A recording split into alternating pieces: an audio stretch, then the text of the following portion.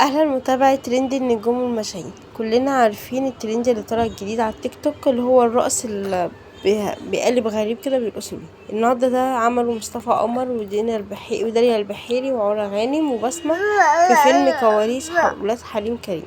طبعا زي ما انتم شايفين الصور كتير مضحكة، والفيديو عمل اصلا اكتر من 2 مليون مشاهدة على التيك توك اول ما نزله مصطفى قمر على صفحته على الانستجرام. وقال اخيرا عملنا ترند جديد مع اسرة اولاد حليم كريم اللي بيتصور حقيقي. طبعا ناس كتير قوي استغربت لما اولاد حليم كريم بيتصوروا من غير ابطال كتير غايبة زي طلعت زكريا اللي هيخش بداله عمرو عبد الجليل، وكمان مفهوش ياسمين عبد العزيز اللي مش عارفين دورها حصل فيه ايه. بس النجوم هما زي ما هما، اللي هي داليا البحيري، بسمة، علا غانم، مصطفى قمر، او زي ما قلتلكوا عمرو عبد الجليل، وفي رنا رئيس وتيم قمر ابن مصطفى قمر برضو هيطلع ابنهم.